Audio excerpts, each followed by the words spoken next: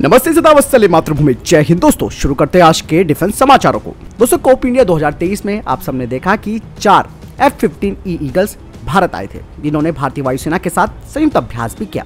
अब ऐसे में ये कहा जा रहा है कि अमेरिका भारत को F-15EX twin engine fighter jet भेजने की बातचीत कर रहा है, और ये भी कहा जा रहा है कि ये भारत के लिए बहुत अच्छा विकल्प हो सकता है, क्योंकि दोस्तों अमेरिकी सरकार ने अभी हाल ही में बोइंग को भारत को F-15 जेट बेचने की अनुमति भी दे दी है।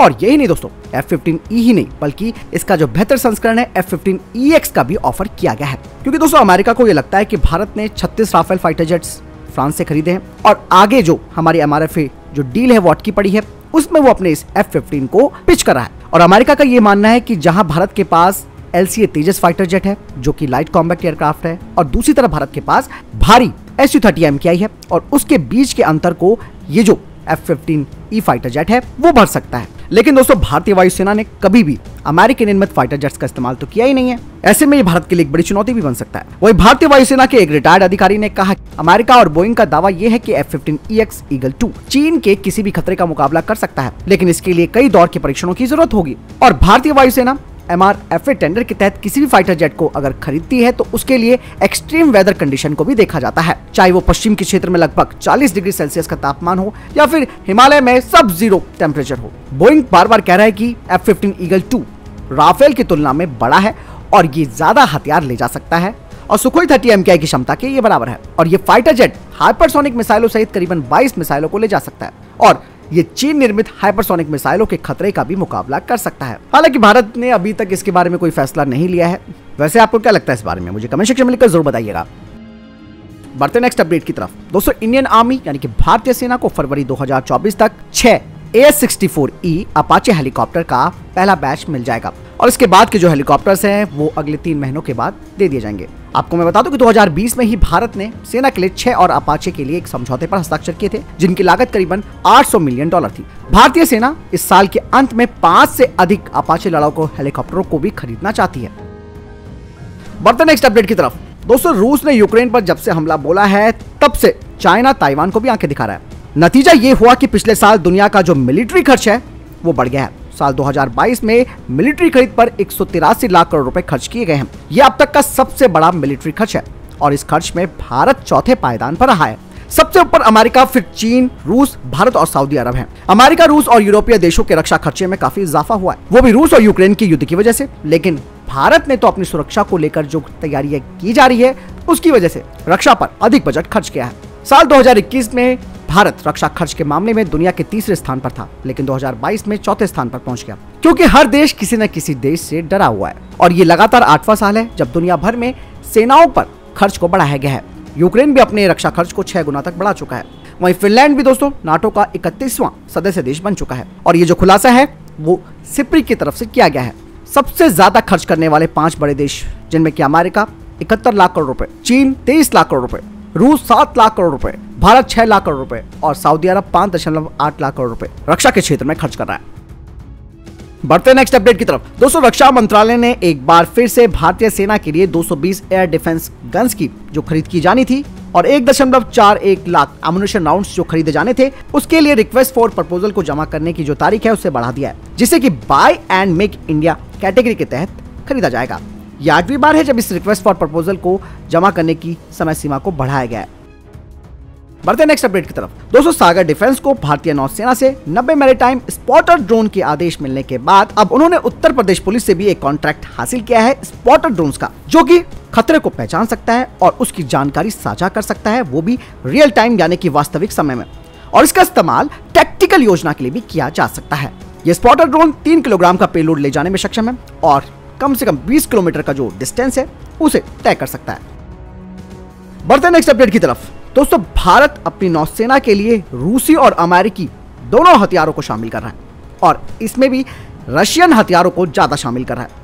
आपको मैं बता दूं कि भारतीय नौसेना हार्पून मिसाइल जिन्हें कि अमेरिका से खरीदेगी, इनकी कीमत $80 मिलियन है, और जो क्लब मिसाइल हैं उन्हें रशिया से खरीदेगी जिनकी कीमत है $120 मिलियन, और इन दोनों की खरीद पर अब सरकार जल्द ही फैसला लेने वाली है। आपको मैं बता दूं कि club anti ship cruise missile की जो रेंज है वो 300 किलोमीटर है। इसको सरफेस वॉरशिप और भारतीय नौसेना की जो पनडुब्बियां हैं उनमें लगाया जा सकता है। वहीं 278 किलोमीटर रेंज वाली हार्पून मिसाइल को P-8I एंटी सबमरीन एयरक्राफ्ट और सबमरीन पर लगाया जा सकता है। बढ़ते नेक्स्ट अपडेट की तरफ, जो कि AMCA को लेकर आ रही है। दोस्तों, बंगाल आधारित फर्म बिजनेस सॉल्यूशन इंटरनेशनल को AMCA के इंटरनल वेपन बे डायनेमिक रिस्पांस एनालिसिस के लिए लोएस्ट बिडर के तौर पर चुना गया है, जिसके तहत डायनेमिक सिमुलेशन टेक्नोलॉजी के जरिए इन्वेस्टिगेशन किया जाएगा इंटरनल वेपन बे का खुलने और बंद करने का, यानी कि ओपनिंग और क्लोजिंग का, वो भी हाई स्पीड विंड टनल में। और यही नहीं, इसके अलावा इसमें ऑपरेटिंग मैकेनिज्म का डायनेमिक एनालिसिस भी किया जाएगा हथियारों को छोड़ने का। बिजनेस सॉल्यूशन इंटरनेशनल AMCA का फ्लटर एनालिसिस भी करेगी और साथ ही इसके एक्सटर्नल स्टोर और वाइब्रेशन एनालिसिस भी किया जाएगा और ये सभी काम अगले 9 महीने के अंत तक पूरे हो जाएंगे। बढ़ते हैं नेक्स्ट अपडेट की तरफ, जो कि बहुत ही महत्वपूर्ण आ रही है। दोस्तों, भारत के पहले पनडुब्बी बेस का निर्माण, जो कि प्रोजेक्ट वर्षा के तहत किया जा रहा है, उसका पहला चरण पूरा हो चुका है, जहां पर भारत अपनी न्यूक्लियर बैलिस्टिक मिसाइल सबमरीन्स और अपने जहाजों को दुश्मनों की नजरों से छिपा सकता है। आपको मैं बता दूं कि यह भारतीय नौसेना की नई पीढ़ी की पनडुब्बियों और क्रूजर का घर होगा। ये बेस विशाखापत्तनम से लगभग 50 किलोमीटर दक्षिण में रामबिल्ली में है, जहां पर पहाड़ियों को काटकर कंक्रीट के बाड़े होंगे। इस परियोजना में अनुमानित 30,000 करोड़ रुपए का खर्चा होगा। भारत के पास वर्तमान में 2 अरिहंत श्रेणी की बैलिस्टिक मिसाइल पनडुब्बियां हैं और साथ ही 2 अतिरिक्त जो विस्तारित S4 श्रेणी की पनडुब्बियां हैं, उन्हें कोचिन पोर्ट के ड्राई डॉक पर बनाया जा रहा है। और ये जो बेस है वो पनडुब्बियों को दुश्मन के हवाई हमलों से बचाने और उन्हें जासूसी सैटेलाइट से छिपाने के लिए मददगार होगा। और यहाँ पर भारतीय नौसेना अपने अतिरिक्त जो नौसैनिक जहाज है उन्हें भी रख सकती है।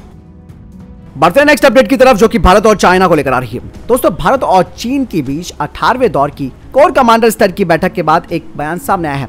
बैठक में चीन और भारत दोनों ही देशों के सीमावर्ती क्षेत्रों में शांति बनाए रखने को लेकर सहमति जताई गई है।